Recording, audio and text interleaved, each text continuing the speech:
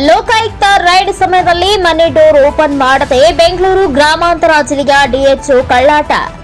ಬೆಂಗಳೂರಲ್ಲಿ ಇವತ್ತು ಲೋಕಾಯುಕ್ತ ಅಧಿಕಾರಿಗಳು ಭರ್ಜರಿ ಭೇಟಿ ನಡೆಸಿದ್ದು ಫಿಲ್ಮ್ ಸ್ಟೈಲ್ನಲ್ಲಿ ರೇಡ್ ಮಾಡಿದ್ದಾರೆ. ಲೋಕಾಯುಕ್ತ ದಾಳಿ ವೇಳೆ ಬೆಂಗಳೂರು ಗ್ರಾಮಾಂತರ ಜಿಲ್ಲೆಯ ಡಿಎಚ್ಒ ಮನೆಯ ಡೋರ್ ಓಪನ್ ಮಾಡದೆ ಕಳ್ಳಾಟ ಆಡಿದ್ದಾರೆ.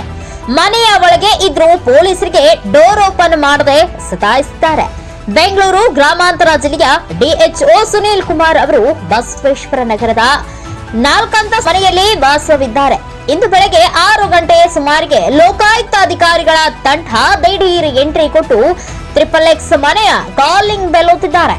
ಲೋಕಾಯುಕ್ತ ರೇಡ್ ಗೊತ್ತಾಗುತ್ತಿದ್ದಂತೆ ಡಿಎಚ್ಒ ಸುನೀಲ್ ಕುಮಾರ್ ಅವರು ಸತತ 4 ಗಂಟೆಗಳ ಕಾಲ ಮನೆಯ ಡೋರ್ ಓಪನ್ ಮಾಡಿಲ್ಲ. 4 ಗಂಟೆಗಳ ಬೆಳಗ್ಗೆ 10:15ಕ್ಕೆ ಅಧಿಕಾರಿಗಳು ಪೊಲೀಸರು ಪಕ್ಕದ ಮನೆಯ ಬಿಲ್ಡಿಂಗ್ ಹತ್ತಿ ಕಾಂಪೌಂಡ್ ಮೂಲಕ ಮನೆಗೆ ಎಂಟ್ರಿ ಕೊಟ್ಟರು. ಪಕ್ಕದ ಮನೆಯ ಬಿಲ್ಡಿಂಗ್ ಹತ್ತಿ ಸುನೀಲ್ ಕುಮಾರ್ ನಿವಾಸದ ಲಿಫ್ಟ್ ಡೋರ್ ಒಡೆದು ಲೋಕಾಯುಕ್ತ ಅಧಿಕಾರಿಗಳು ಎಂಟ್ರಿ ಕೊಟ್ಟಿದ್ದಾರೆ.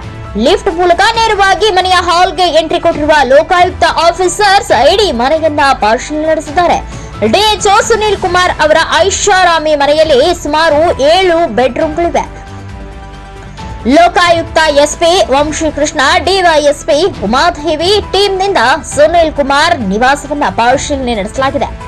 ಮನೆಯ ಬೆಡ್ರೂಮ್ಗಳು, ಹಾಲ್, ಪಾರ್ಕಿಂಗ್ ಜಾಗ, ಕಾರುಗಳು ಅಷ್ಟೇ ಅಲ್ಲದೆ ಮನೆಯ ಸಂಪು ಒಳಗೂ ಇಳಿದು ಲೋಕಾಯುಕ್ತ ಅಧಿಕಾರಿಗಳು ತೀವ್ರ ತಪಾಸಣೆ ನಡೆಸಿದ್ದಾರೆ.